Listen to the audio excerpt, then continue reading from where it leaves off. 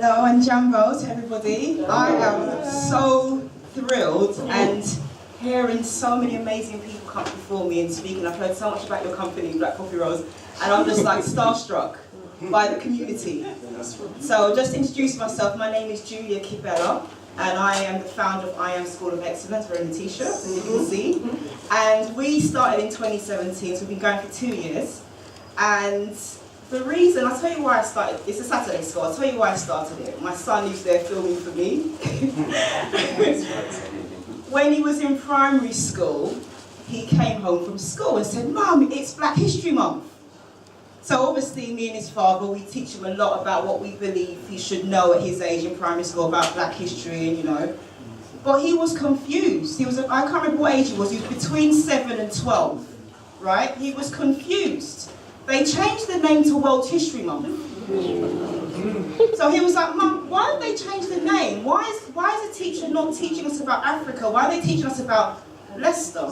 And I've been teaching myself in secondary schools and sixth forms now for 8 years. And I just really was confused by this. And there was this petition going around on WhatsApp, and it was, "Sign the petition to get Black history taught in secondary schools."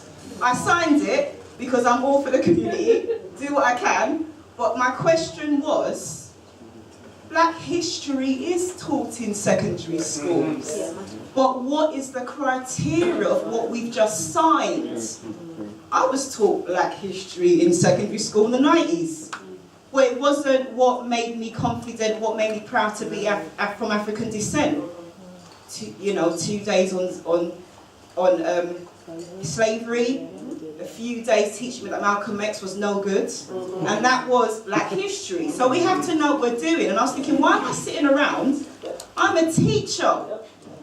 I've been given this platform to actually do something about it. And I was teaching in a school in South London, and I had a trip coming up on the weekend.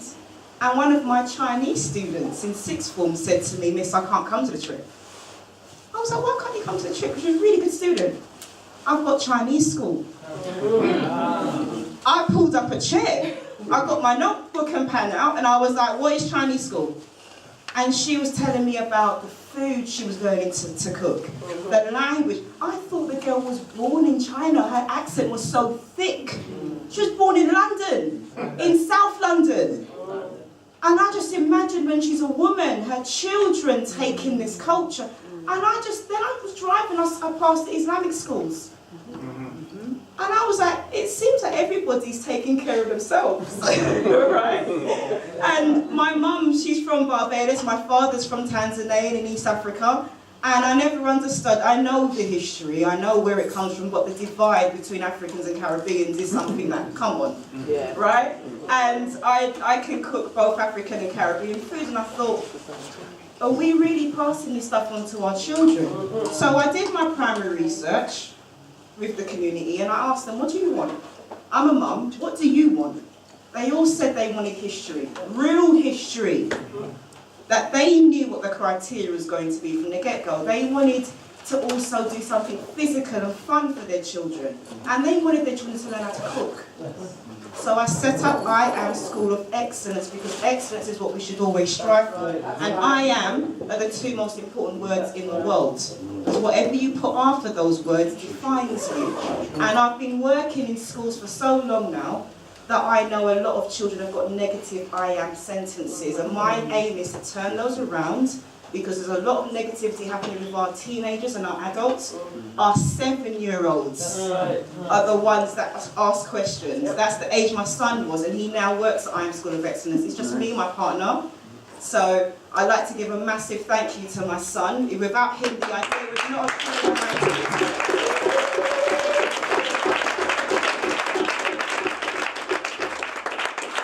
Thank you to my partner, who's been there every step of the way. It's just literally the two of us. And a thank you to the ancestors, the elders, the teachers, the volunteers. I say the ancestors again, the Creator, for putting the passion I have right now in my blood. Okay, I'm here for a reason, and thank you to everybody for just supporting us, being amazing. Thank you so much. Thank you so much.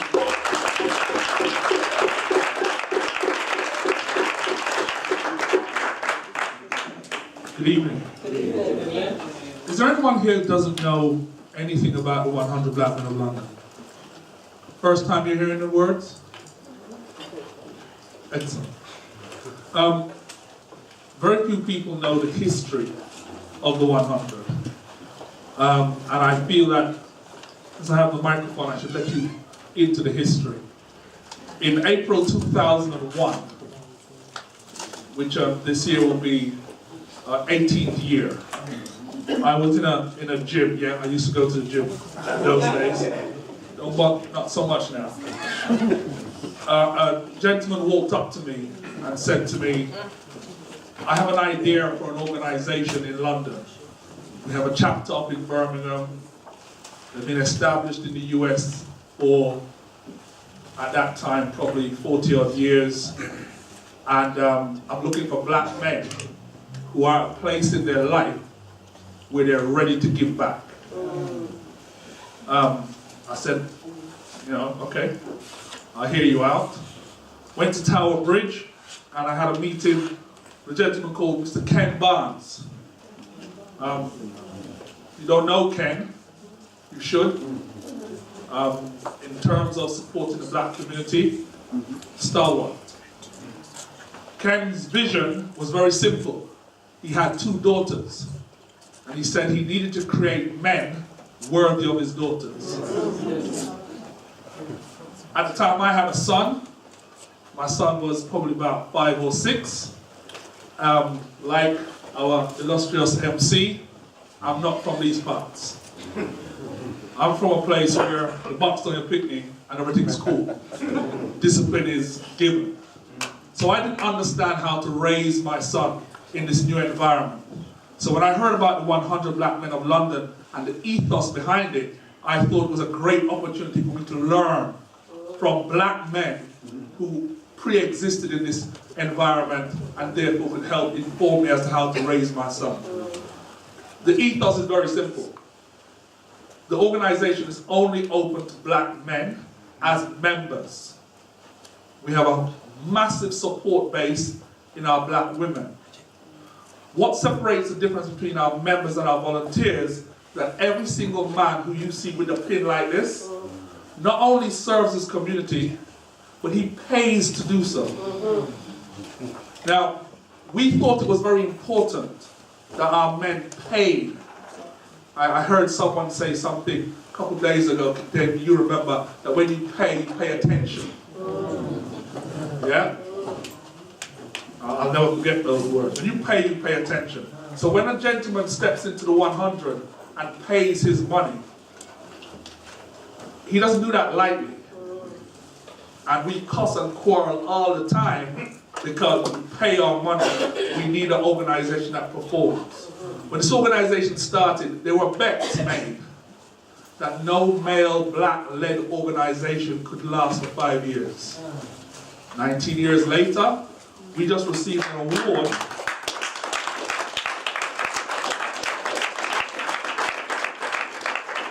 which for me is the most valuable thing our organization has received probably in the last 10 years.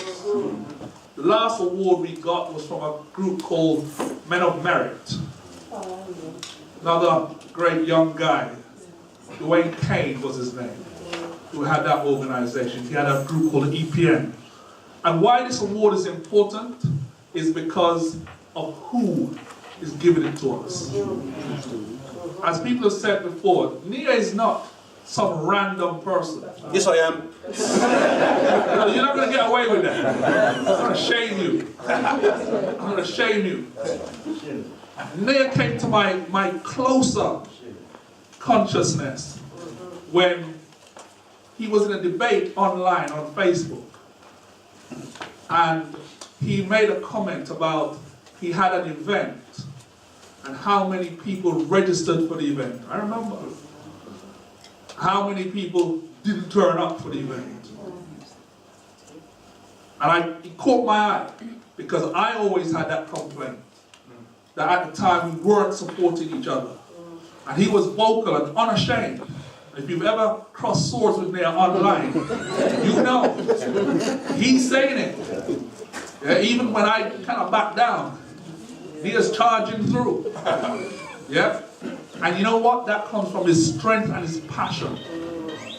So when he decides to give us an award, yeah, it means something to us. Last thing I'll say is this. We are beyond the point as a people where we can say we don't support each other. My attitude for 2019 is this. If I hear someone say black people don't support each other, what I'm actually hearing is I don't support black people.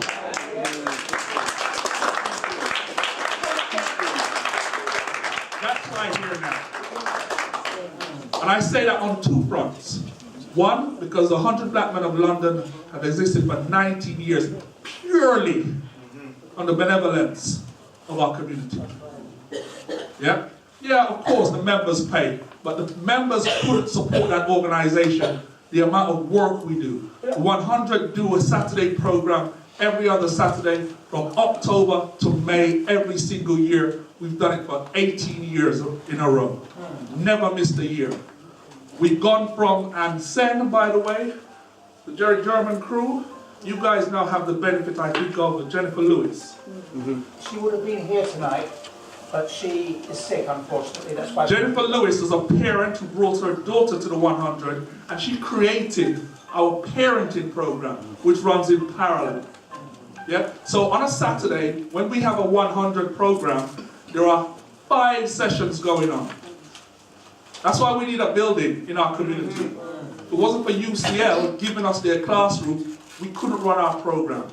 There are 5 programs taking place of young people and their parents at different stages.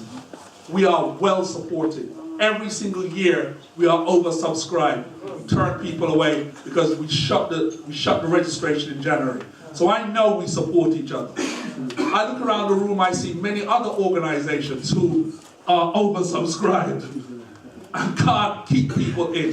So we do support each other. And on a personal trip, a couple months ago I launched Just Tickets. And I thought to myself, how are you going to break people's habits?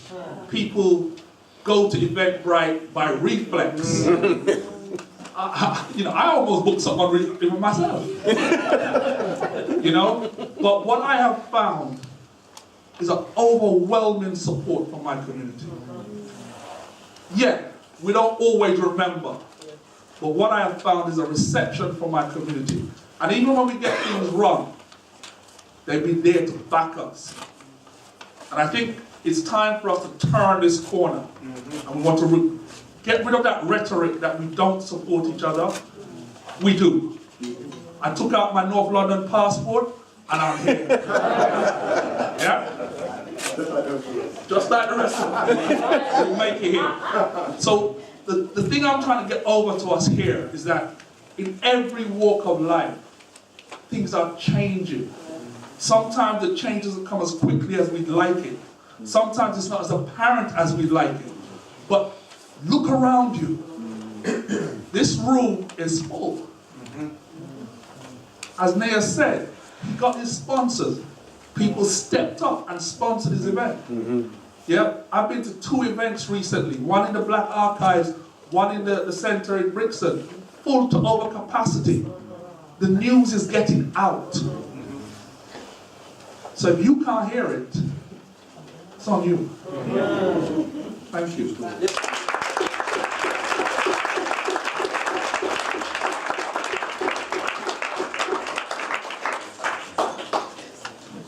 Alright, greetings everyone. Greetings. I go by the name Brother Gordon. I'm from High Wycombe, and today I'm representing the Acacia Complimentary School. We started, the number seems to be similar as other organizations in the room. About 20 years ago, in 1997, I was a group of parents that got together and realized that we need to be giving our children that extra because the system wasn't delivering. On a personal note, my parents came here in 1957. The thing with people from the Caribbean was to spend 5 years and go back. They spent 10 years and they went back. So I was one of the fortunate young people that was going when all my peers were coming. So it's all going to sunny Guyana, right? And I used to go to a school in a primary school in Bermondsey, and when I got to Guyana, I didn't know. I only knew my 7 times table, 5 times table, and 10 times table. I was 10 years old, and when I got to Guyana, the sense of community and everything, there was a lady called Teacher Daphne. She took me in hand and said, well, look, Gordon, you come to my house every morning, 10 o'clock, so we're going to sort this thing out. So I went to a house, my parents took me there every Saturday morning, and like within a year, I brought second in her class. I was in her class, yeah, so at least I had the potential. So from way back, this is like the 60s, I'm giving my age, yeah, our potential in the system, I realized that from a young age that is not fully delivered. Now, the Acacia Compliment School in High Wycombe, the thing is that wherever African heritage people are around the world, whether it's Brazil, New York, London, Manchester, or wherever, there's always work to do with our young people. And we've got the school at our local Hilltop Community Centre. So we've had the blessing of that's been African run, that run for the last 25 years or so. So that's been our roof. And we've been able to operate from there. We support children with English and maths, of course. Of course, we take the children to the British Museum. We've gone all the way to Cambridge when they had the African comb exhibition. We've invited for the mic from black inventors and scientists. So that's how we impart the cultural part. And of course, we impart some cultural history to them. So with that, I'd just like to say, and the point is that of wherever we are, the statistics are always negative about us. Under achievement, in our community, there's Pakistani and there's Indians and whatever. The African Caribbean and the mixed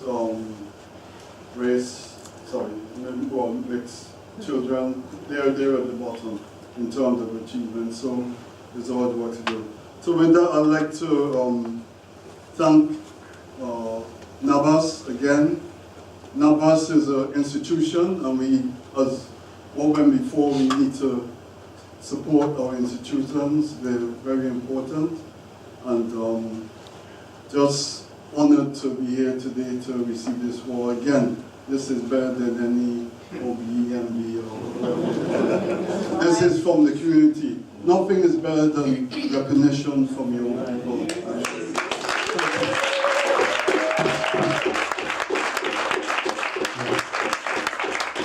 I feel like I do think I'm at an award show, because I see Dino Kai over there, I see Daniel over there, Nan from Access UK, PACM, Gold Onyx is in the building. I mean, it is like an award show, seriously, it's an award show. I've received many awards, but it's always nice having an award from, like you said, from the people. Man of the Academy was started up 3 years. The BAFTA. Oh yeah, the BAFTA. I play that bit down. The BAFTA award as well. Yeah, so we're the Man of the Academy. We started up about 3 years ago. Basically for our young boys in the community. And it's not that they don't have their parents or they don't have support. All children need extra support. Yes, it takes a yes. village to raise a child. My children have gone to Man of the Academy and Woman of the Academy. And I work in schools. So it's not about how good you are as a parent. It's about what you do as a parent to expose them to a lot of information that is out there. So I'm going to tie in a few things. I've worked in different schools across London, and I know what it's like when there are teachers in the school that are not for the children. I know what that's like. Because I'm the guy who, just like the sister from I am the one who's saying, but it's not diversity month, it's Black History Month. I'm that guy. It's me, I'm that guy. Who's going to say, well, no, we're not really having diversity month. Why? Because it's October? Yeah, but can we have Black History Day? No, we can't have Black History Day. Why? Because it's a month. Okay. Can we have Black History Week? No, we can't have Black History Week because it's a month. I'm that guy. Me, I'm that guy. And it's so important for when I'm in schools to take on the children like they're my own children. Yes. You know, you can have your PhD, you can have your O-levels, A-level diploma, but the key ingredients for me personally working with children is love. And everything else is a bonus. Everything else is a bonus. Yeah, because I've worked with head teachers who don't know what the hell's going on. Yeah, but they're still getting paid. But for what we do at the Manhood Academy, these are our own children.